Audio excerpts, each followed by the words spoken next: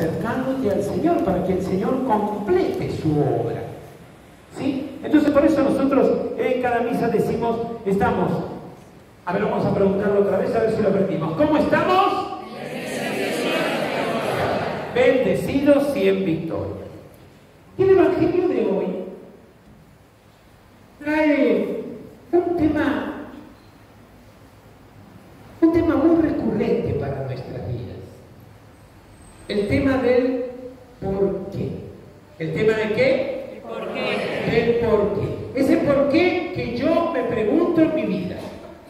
¿Cuántas veces yo digo, pero ¿por qué me pasa a mí esto? ¿Te has preguntado alguna vez esto? Claro, más. A veces nosotros lo decimos todavía de otra manera, decimos, ¿por qué a mí, Señor? Y hoy esto es lo que le quieren preguntar a Jesús. Le comentan el caso de esas personas que murieron y Pilato mezcló la sangre de estas personas con la sangre de los sacrificios. Y Jesús hoy dice, ¿ustedes creen que Galileos eran más pecadores que los demás?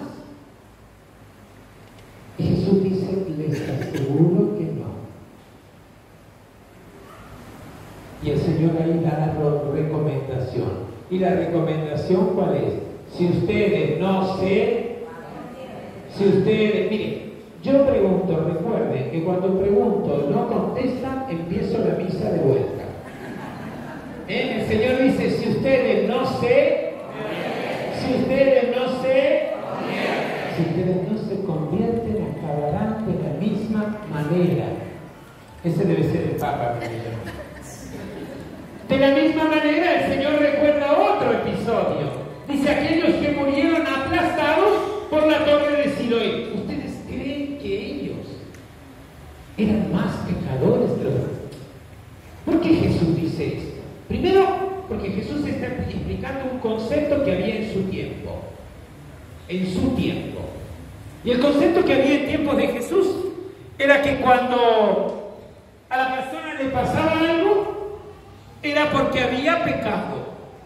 Recuerden el caso del ciego de nacimiento. La pregunta que le hacen a Jesús es, ¿quién pecó?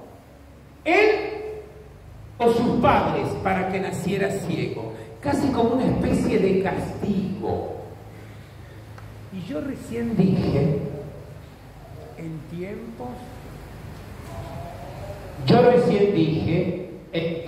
de Jesús. Yo recién dije en tiempos de Jesús. Pero también muchas veces hoy en nuestras vidas sucede lo mismo. Porque nosotros tenemos también internalizada la concepción de que Dios castiga. Este es mejor.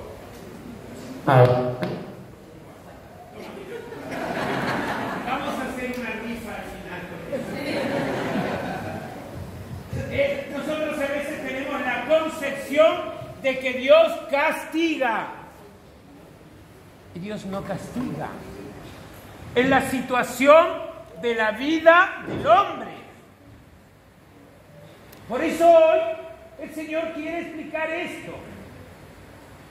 Y dice, si ustedes no se convierten, acabarán de la misma manera. Por eso Jesús al final pone esa parábola de aquel que viene a buscar los frutos en la higuera. Entonces dice, no hay fruto, córtala. Pero alguien intercede delante del dueño de la viña y le dice, déjala, Señor, un año más. Yo cavaré, yo la abonaré, quizás dará fruto para el próximo año. Y si no, la cortarás. ¿Qué quiere decir esto? Esta es la historia de la salvación. El dueño de la viña es Dios Padre. La higuera somos nosotros, con esta vida que Dios nos dio. Y Jesús es aquel que intercede delante del Padre para que no corte nuestra vida. ¿Por qué? Porque Dios tiene un designio sobre mí. ¿Qué tiene Dios sobre mí? Un designio. Un designio. No levantes la mano, no la levantes. Pero yo quisiera preguntarles a todos si nosotros sabemos cuál es el designio de Dios en nuestras vidas. Es una gran pregunta. Y acá hay algunas personas jóvenes, hay pocos niños, pero todos somos adultos. Algunos tendrán 50, otros tendrán 60 y otros más. 80 dice la señora. Y aún teniendo 50, 60, 70 o como dice la señora 80 y más, nosotros debemos seguir preguntándonos ¿cuál es la misión que Dios tiene para mí? Y esto lo vemos reflejado hoy en la primera lectura, en la lectura de Moisés. Vemos reflejado esto. Ustedes saben, yo no la voy a comentar ahora, ustedes la pueden leer en la Escritura. Ustedes saben cómo Moisés, que era judío, él después fue salvado de las aguas cuando se iba a producir la gran matanza de los niños, ¿no? Como el pueblo judío en Egipto se multiplicaba cada vez más, el faraón tenía miedo que hicieran una rebelión. Y entonces la matanza de los niños, que esta fiesta nosotros la celebramos el día 28 de... Nunca pude entender hasta el día de hoy por qué es un día la matanza de los inocentes. Cuando nosotros utilizamos para broma, nunca pude entender por qué. Ojalá que sí. Ahora reflexionando sobre esto, cada uno de nosotros, cuando llegue esa celebración, dé el verdadero sentido, la matanza de los inocentes. Moisés arrojado al agua por su mamá, porque no quería verlo morir. Bueno, saben ustedes cómo sigue la historia, lo encuentra la hija del faraón, demás, lo recibe, lo manda a cuidar y después Moisés alcanza un lugar importantísimo. Un lugar importantísimo junto al faraón.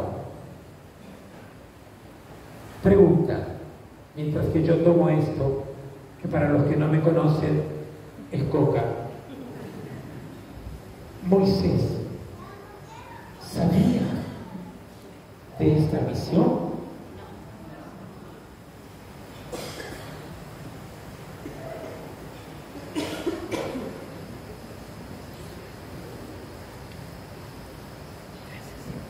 ¿Respuesta? Entonces, otra pregunta. ¿Nosotros sabemos con anticipación de la misión que Dios tiene en nuestras vidas? No. Lo que nosotros tenemos que ir haciendo es saber leer el signo de los tiempos en nuestras vidas. Por ejemplo, mira, yo te voy a poner el ejemplo más clásico. Miren, no quisiera que cuando yo ponga este ejemplo hagan caras. Por ejemplo, fíjate vos tenés ese marido que tenés ahí al lado. ¿Vos sabías que ese era el que te iba a tocar?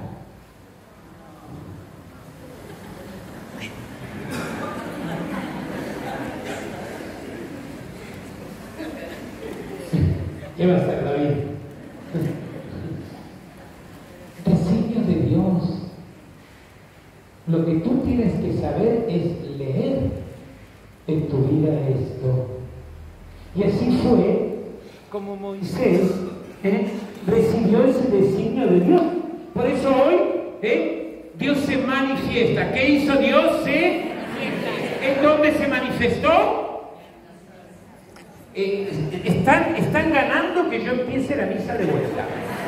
¿En dónde se manifestó el Señor? En la zarza ardiendo, no se consumía. Moisés va allí a acercarse.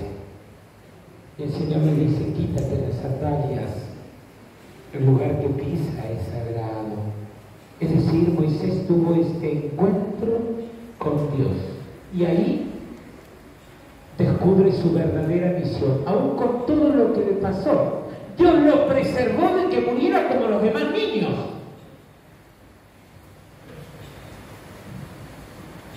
Entonces,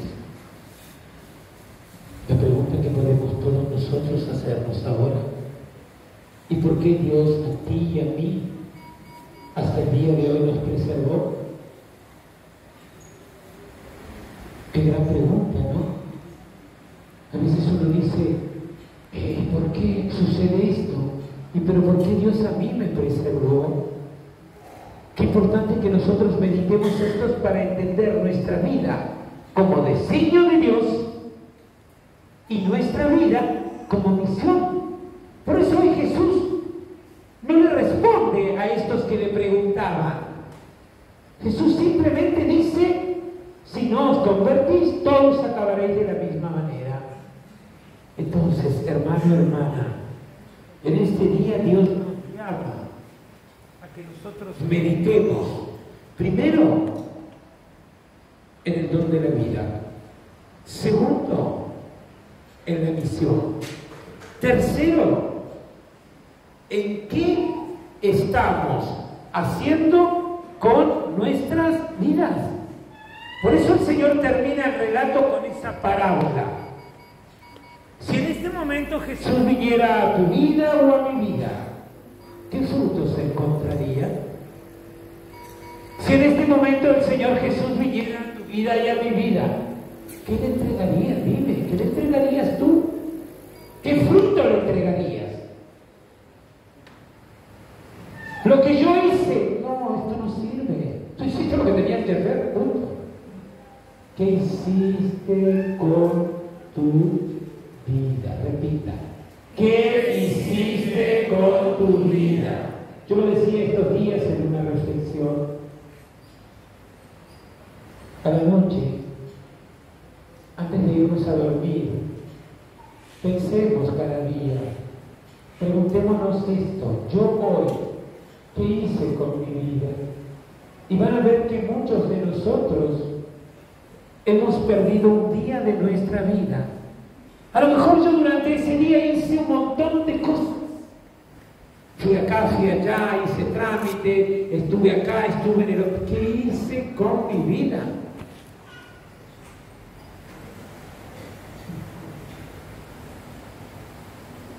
Qué gran pregunta, hermano, hermana. Por eso entonces hoy, esta reflexión de la parábola es para nosotros. El Señor por algo no la cortó, nuestra higuera, pero Jesús es el que le está diciendo al Padre: déjala, yo removeré la tierra, le pondré abono para que dé frutos. Gran reflexión, hermano, hermana, de este día. Y así entonces fue como la misión de Moisés. Dios había preservado su vida, Dios tenía una misión. Entonces, si Dios sigue preservando la vida suya, la mía, es porque tenemos una misión aquí. Nuestra vida no es inútil. Quizás a lo mejor durante este tiempo fue una vida con, digámoslo así, con poco sentido. Hoy, en esta Eucaristía, estando en el tiempo de Cuaresma, el tiempo de Cuaresma es un tiempo de y recuerden que la conversión es mirarse adentro de uno para saber cuál es el estado de mi vida. Mire usted su interior y pregunte, ¿qué estoy haciendo con mi vida? Mire adentro suyo y pregunte, ¿qué sentido tiene mi vida?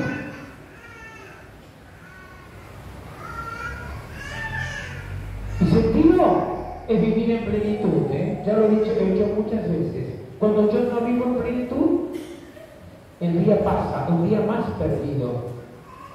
Por eso a veces nos aterroriza tanto el fin, porque sabemos que es el momento donde ¿qué voy a ofrecer? Porque usted sabe que delante del Señor va a estar el Señor y nosotros nada más. Ahí no hay abogado, discúlpeme si hay algún abogado aquí, ¿no? Pero ahí no hay abogado, ahí no hay nada, no hay fiscal, no hay nada. El Señor y yo. Y además, con una ventaja del Señor. El Señor directamente mira dentro nuestro y nos dice, oye, esta es tu vida. Por eso la Cuaresma es un buen tiempo para hacer esta conversión. La conversión no es, no, yo ya me convertí, Padre, porque, mire, Padre, yo me convertí porque yo me bauticé, me convertí. No, tú comenzaste el camino de la conversión. No, Padre, yo me convertí porque yo voy a la iglesia y entonces en la iglesia no sé qué cargo tengo. No. Eso es el servicio que tú estás haciendo. No, Padre, yo me convertí porque yo cuando viene usted a Santa Inés voy y lo escucho 3 horas. No, eso es resistencia.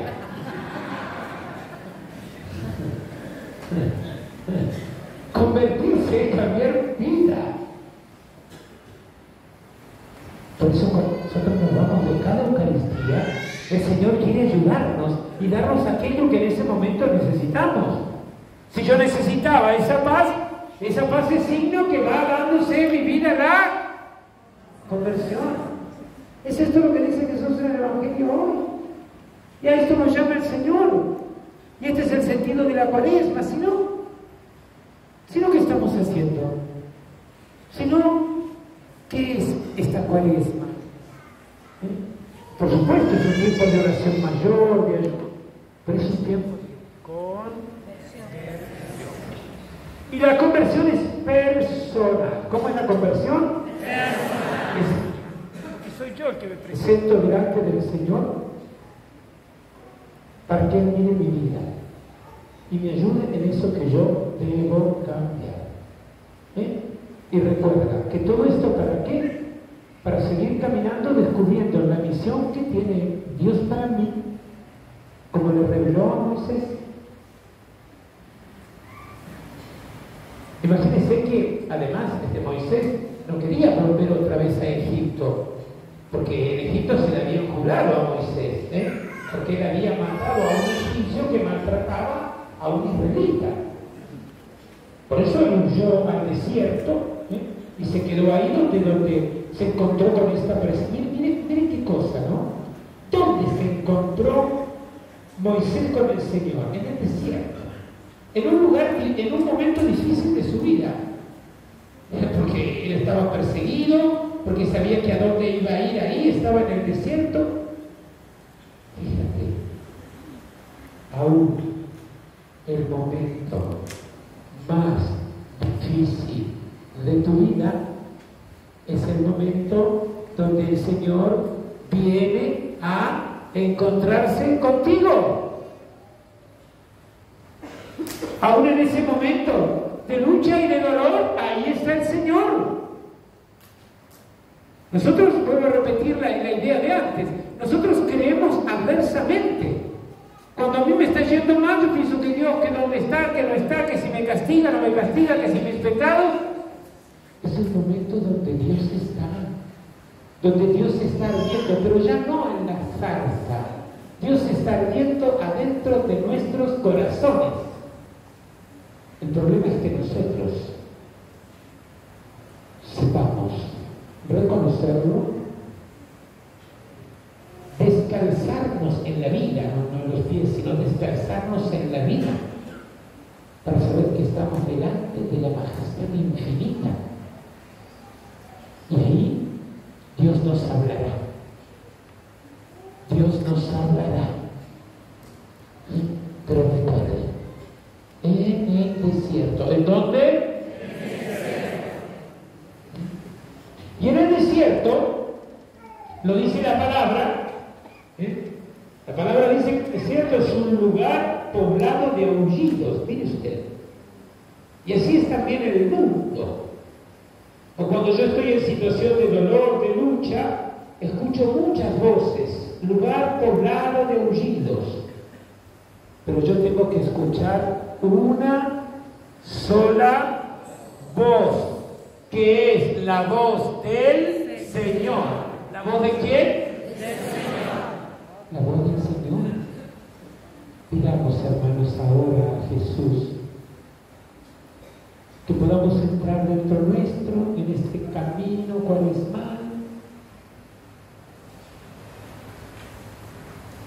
en este camino de conversión, para ver qué es lo que todavía en mi vida tengo que cambiar, poder dar frutos. Porque si el Señor deja un año más, o cuanto el Señor quiera, no, yo digo un año más porque lo dice la palabra, pero cuanto el Señor quiera, es porque el Señor sigue teniendo esperanza en ti y en mí.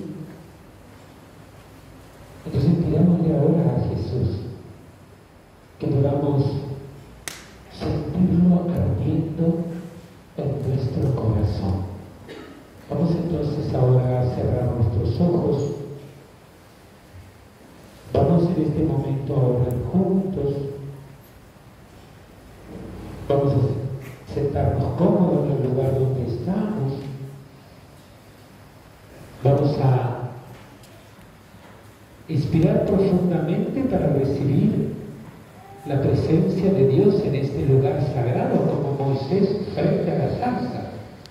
Y vamos a expirar para alejar tantas voces, tantos ruidos, tantas cosas que hay adentro nuestro. Vamos a inspirar entonces ahora todos profundamente. Te recibo, Señor, para que entres en mi vida y vayas por mis pulmones y te extiendas, Señor, en todo mi ser. Expiro ahora, Señor, sacando aquello que es dolor, aquello que es oscuridad, aquello que no me permite escucharte, Señor. Quiero pedirte, Señor,